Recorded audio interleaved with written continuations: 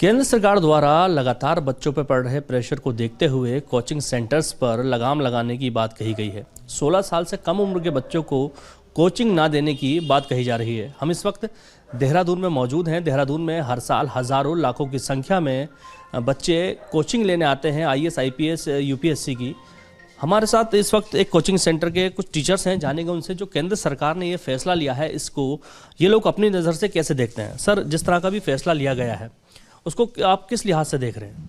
देखिए, फैसला तो ये सही है क्योंकि जो स्टूडेंट्स हैं उन पे प्रेशर तो रहता है, लेकिन मुझे ऐसा लगता है कि गवर्नमेंट को थोड़ा सा बैलेंस्ड अप्रोच इसमें अपनाना चाहिए।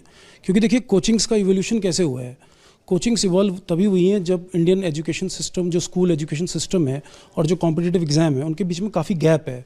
तो स्कूल्स इस गैप को फिल नहीं कर पाते हैं, तो इस वजह से कोचिंग इवॉल्व हुई है और बच्चे कोचिंग्स का सहारा लेते हैं, जिसकी वजह से उन पे प्रेशर आता है।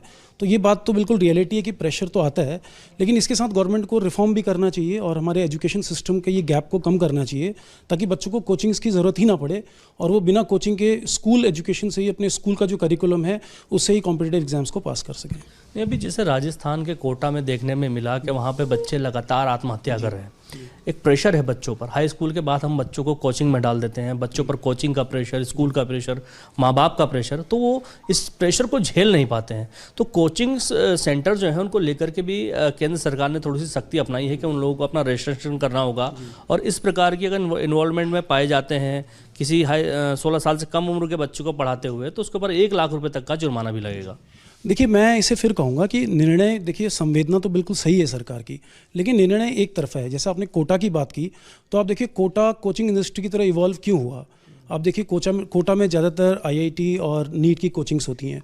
अगर आप CBSE बोर्ड या फिर ICSE बोर्ड, कोई भी बोर्ड एग्ज़ाम को अगर देखें, 11th-12th में जो पढ़ाया जाता है और जो एग्ज़ाम्स में पूछा जाता है, तो उसके पीछे बहुत बड़ा गैप है। तो उस गैप को फुलफ़िल करने के लिए स्टूडेंट्स वहाँ पे जाते हैं और अपनी जो स्कूल की उनकी जो नॉर्मल एजुकेशन, जो उनका प्रोसीजर है, करिकुलम है, उससे उन्हें काफ़ी ज़्यादा हाई लेवल की डिफ़िकल्टी के एग्ज़ाम्स को पास करना है। तो इस वजह से कोचिंग का इवोल्यूशन हुआ है। तो हमें ये समझना होगा कि पहले कोचिंग इवॉल्व क्यों हुई है, ठीक है ना। तो वहीं पर इसका सोल्यूशन है और उस तरह का एजुकेशन सिस्टम, उस तरह का एजुकेशन एनवायरनमेंट, उस तरीके के टीचर्स हमें अपने स्कूल में ही रखने होंगे ताकि बच्चे उस गैप को फुलफ़िल कर सकें।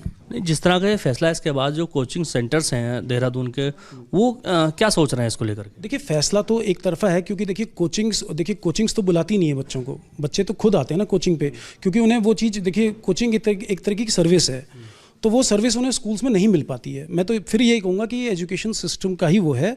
तो सरकार को ये लॉन्ग टर्म या तो इसमें कोई रिफॉर्म करना चाहिए और एकदम से इस तरह से एक हार्श डिसीजन लेना, मुझे लगता है बहुत सारे बच्चों के लिए ये नुकसान भी है इसका। और या तो फिर गवर्नमेंट क्या है, जो कॉम्पिटिटिव एग्ज़ाम्स हैं उनके लेवल को थोड़ा कम करे और जो बोर्ड में जो मार्क्स आते हैं उनको उसमें ऐड करे।